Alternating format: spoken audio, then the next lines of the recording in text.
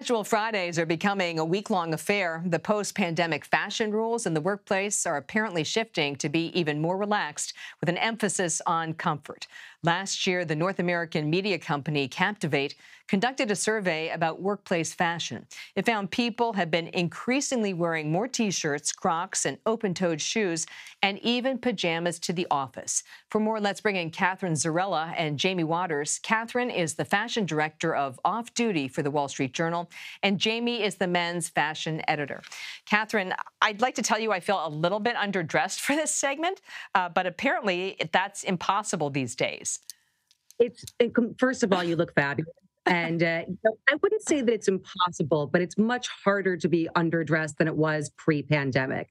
I think that people got so used to being comfortable while working from home, sitting around in their pajamas and maybe throwing on a Zoom shirt for a call, that they want to kind of, recreate that comfort and keep that going now that they're back at the office. They're not willing to give it up. So we're seeing more, athleisure paired with traditional workwear, and some more relaxed silhouettes and fabrics.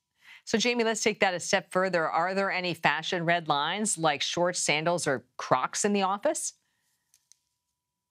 Yes, I mean, it does depend a little bit on the workplace. But according to most kind of people I've spoken to, shorts are a step too far. And for men, open-toed shoes and I think Crocs are generally frowned upon. Frowned upon. Yeah, that's nicely.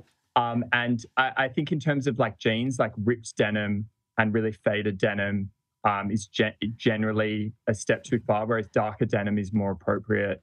And sweats. So track pants, it's anything that looks like you're sort of working from home in your. It sounds like the denim tuxedo might be okay then.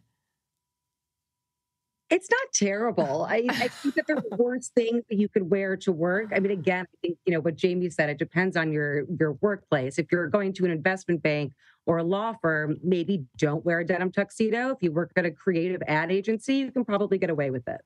So for both of you, let's just back up here. The workplace fashion has really been changing ever since really before the pandemic. So do any of the old rules still matter?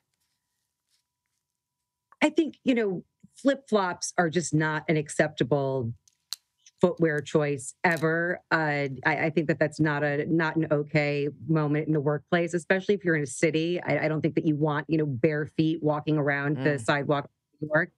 And I think a good rule of thumb that I'm sure was true pre-pandemic and is true now is that no matter what you wear, assume that you might have to have a meeting with your boss that was unannounced that, you have to look acceptable for.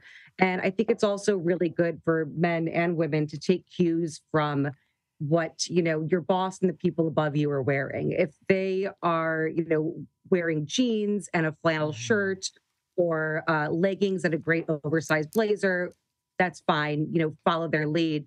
If not, I would stick a little bit more closely to what they're doing. Right. That's a great tip. Jamie, what are your tips for folks as they're trying to balance sort of a more casual approach, but then also being interview ready?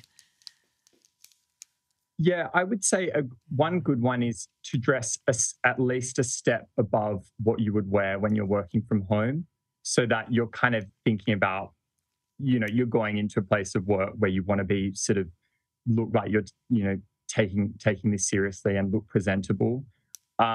So I think that's a good one. I would also say thinking a lot about the dressing appropriately for the occasion. I think that's become a big thing now. Is there's not a default wear a suit every day, as that now I think people are dressing depending on what meetings they have that day or who they're meeting with. So you don't want to be overdressed. That's become an important consideration. So I think if you're meeting with creative agency or something, some people who are more casual, maybe in tech, you might want to dress down. But if you've got if you're working in banking and want to look more formal, well, then maybe it's a suit or a sport coat. Right. Just for both of you, final question, and it's kind of a grooming question, and that can be a little bit tricky. Just because you're being more casual, can your grooming be kind of casual, or do you need to step that up? I think, from a women's standpoint, brush your hair and do, the same things that you'd want to, if you wouldn't wear it out to, get coffee, you shouldn't, have do that if you're going to the office. I don't know that stepping it up is necessary. I don't think makeup is necessary. I think that as long as you look presentable and you're comfortable and you feel confident enough to walk into an impromptu meeting and totally crush it, that's fine. But I think just basic grooming tips are, still necessary. Yeah, Jamie, I guess we want to avoid that just rolled out of bed look, right? Right, exactly. Yeah. So I think you want to, again, brush your hair. I mean, I think even, with facial hair, if it's like kind of clean, like tidy around the neck, maybe just look like you've kind of put in a bit of effort. So it's not as though you've just sort of fallen out of bed. But I think it's, that general guidance of not scruffy, but you can, it is more relaxed now. And I think you want to look comfortable. Katharine Zarrella and Jamie Waters, thank you. Thank you. Thank you.